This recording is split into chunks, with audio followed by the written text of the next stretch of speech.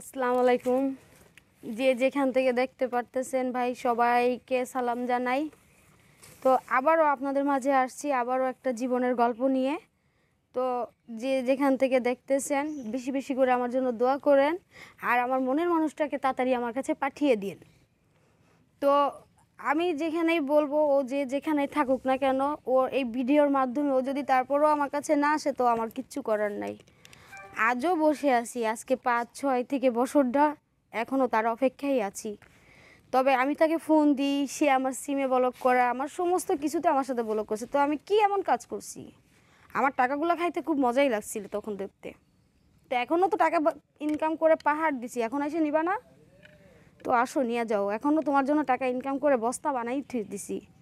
তোমাকে ফোনে পাচ্ছি না, তোমাকে কোথাও পাচ্ছি না, এই বিষয়টার মাধ্যমে যদি তুমি চলে থাকো, তাহলে তুমি যদি মানুষ হয়ে থাকো তাহলে অবশ্যই চলে আসবে। তুমি যেভাবে যে স্থানে আমাকে ফেলে গেছিলা, মনে করছো আমি কখনোই উঠতে পারবো না। তো আমি উঠে ঠিকই দাঁড়াইছি, আমি এখনও অনেক ভালো আছি। তো তোমাকে দেখাতে পারতেছি না, তোমাকে বলতে পারতেছি না, তোমাকে এইখানে ফোন দিই, তোমার যতটা নাম্বার আছে আমি প্রতিটা নাম্বারে একটা দিন নাই যে আমি ট্রাই না করি। তো এভাবে কি মানুষের ভালোবাসার প্রতিদান? বেশি ভালোবাসছি তো এই জন্য তার প্রতিদান এভাবে দিয়ে গেলা। তো এখন লাইভে বলবো, যেহেতু আমি তোমার কাছে ভালোবাসার যোগ্যই যখন ছিলাম না, তাহলে আজ থেকে কি আমার এই জীবনটাকে অন্য মানুষকে বিলিয়ে দিব? তুমি কি এটাই চাচ্ছ? তুমি যদি এটাই চেয়ে থাকো তাহলে তুমি সাথে করে একজনকে নিয়ে আসো, আমার জীবনসঙ্গী বানিয়ে দিয়ে যাও, তোমারই মন মতন করে একজন। আমি তাকেই নিব, কিন্তু তুমি যতদিন না আসবে ততদিন তো আমার জীবন আমি কাউরে ঢুকাইতে পারতেছি না। তো তো আমি এ পর্যন্তই আছি, আমি এ পর্যন্তই, তোমার সঙ্গে যোগাযোগ করার কোনো রাস্তা আমি পাইতেছি না। জানি না তুমি যদি এটা দেখে থাকো তাহলে তুমি অবশ্যই আমাকে একটা যোগাযোগ করার চিন্তা ভাবনা করো। আচ্ছা, কতদিন রিলেশন ছিল আপনাদের? অনেক বছর, 8-9 বছর। 8-9 বছর? জি। 8-9 বছরের ভিতরে কি কি ঘটনা ঘটেছে আপনার সাথে? বহুত, মানে কোনোদিন মানে উল্টাপাল্টা কোনো কিছু হয় নাই, হয়েছে মানে শারীরিক দিক দিয়া। সবাই আমাদের বিবাহিত জীবনে যখন ছিলাম, বিবাহিত আগেই ভালো ছিলাম, যখন ওর সঙ্গে আমার বিবাহ হয়ে গেল তখন থেকে আমাদের কপালে দুর্গতি শুরু হয়ে গেল। ও বিয়ের আগে ভালো ছিল, মানে আমিও এলাকার চাপে পড়িয়া, ফ্যামিলির চাপে পড়িয়া, বাধ্যতা হইয়া ওকেও জোর করছি আমি, কিন্তু ও চাইছিল আমাকে এভাবেই ভোগ করে যাবে, কিন্তু ওটা আমি হতে দিই নাই। যখন সম্পর্ক ছিল তখনই ভোগ করছে আপনাকে? হ্যাঁ। শারীরিক সম্পর্কটা আপনারা নিজের ইচ্ছায় আপনারা মিলামিশা করছেন, নাকি এরকম মিলামিশা হয়েছে যে ছেলেটা কি করছে? হ্যাঁ হ্যাঁ, অনেক অনেক কিছু হয়েছে। 8-9 বছর একই ঘরে একই সংসার লাইফের মতন ছিলাম, যেখানে থাকতাম সেখানে সবাই যেন ও আমার হাজবেন্ড, প্রতিদিন আমার বাসায় আসা যাওয়া করছে। কিন্তু আপনার হাজবেন্ড না তখন? হাজবেন্ড ছিল না, যখন আসা যাওয়া করতো তখন আপনার যখন বাসায় রাখছেন এরকম যে হাজবেন্ড পরিচয় দিয়ে, বা বাসা নিয়েছেন হাজবেন্ড পরিচয় দিয়ে। হ্যাঁ।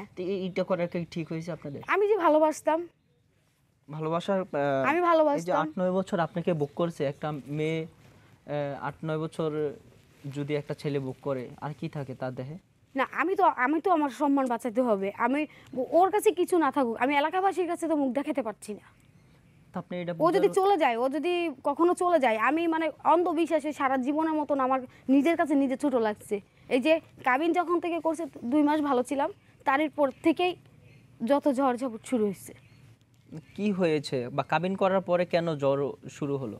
জানি না, ওটা ও জানে, আমি বলতে পারবো না ওর বিষয়টা নিয়ে। তো আমার দিক দিয়ে আমি ঠিকই ছিলাম। আমি ওর সাথে বিয়ের আগেও যেরকম ছিলাম, আর আমাদের বিয়ের পরও আমি সেরকমই ছিলাম। তো এখন আপনি আজকে আর বিয়েটাও করছি আরো বেশি।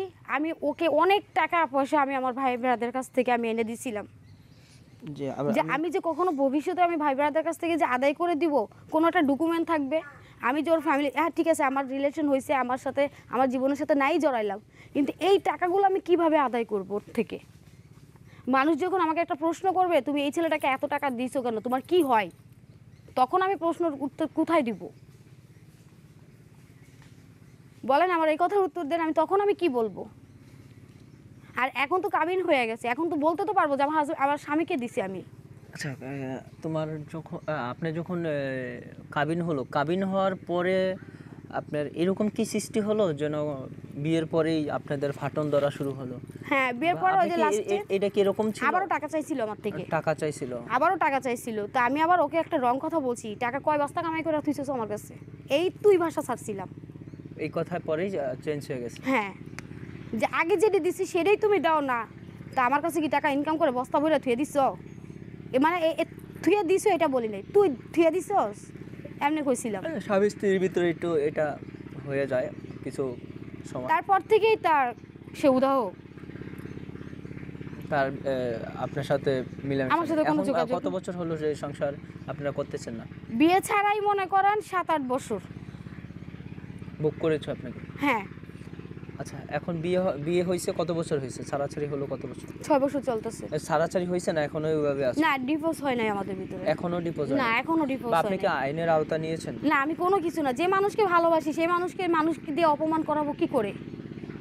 তো এখন যে আপনি যে নিজেই আজকে মিডিয়ার সামনে আসলেন, এটা তো অনেক মানুষই দেখছে বা অনেক মানুষের সাথে জড়ায় যাচ্ছে। হ্যাঁ, সে দেখুক, সবাই দেখুক যে আমি আজও তাই, সে এত কিছু করে গেছে, আমি আজও তার জন্য বসে আছি। এখনো কি তাকে চান? হ্যাঁ, আমি এখনো তাকে চাই, এখনো তাকে চাই। আমি কি দেখতে সুন্দর না? আমি কি অন্য মানুষের মতন মানে আর 5টা মেয়ের ভিতরে পড়ি না? আমার কি রূপ নাই? আমার কি যৌবন নাই? তো আমি ইচ্ছে করলে পারতাম না বিয়ে করতে? অবশ্যই পারতাম, কেন করি নাই? আজকে 6-7 বছর হয়ে যাচ্ছে, সে আমাকে একটা ফোন দেয় না, আমার সঙ্গে যোগাযোগ করে না, কোনো কিছু করে না, তাও অন্ধবিশ্বাস নিয়ে বসে আছে। এখন আপনার সংসার কিভাবে চলছে? আমি এখন বর্তমান কাজ করতেছি গার্মেন্টসে। গার্মেন্টসে কাজ করতেছেন? জি। ওইখান থেকে কয় টাকা পান? ওই গার্মেন্টসে 8-9 হাজার টাকা বেতন পাই। আপনি কি ছেলে মেয়ে হয়েছে যে? না না না ছেলে মেয়ে হয় না? না।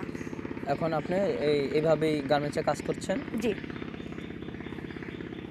দর্শক, আমরা কথা বললাম। নাম কি যেন বলছিলেন? বিনা। বিনা? হ্যাঁ। আচ্ছা, বিনার সাথে আমরা কথা বললাম।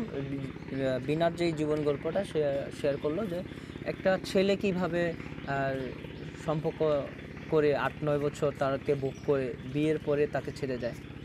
এবং আপনারা অবশ্যই কমেন্টসে জানাবেন যে তাদের এই বিয়ের আগে যে শারীরিক মিলামেশাটা এটা কি ঠিক হয়েছে কি না, এটা আপনারা অবশ্যই কমেন্টসে জানাবেন।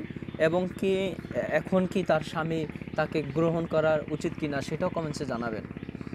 অবশ্যই আপনারা মতামত জানাবেন যেন এটা নিয়ে সামনে আরও কিছু এগিয়ে যেতে পারি বা তার জীবন গল্পটা যেন মানুষের হৃদয়ে লাগে।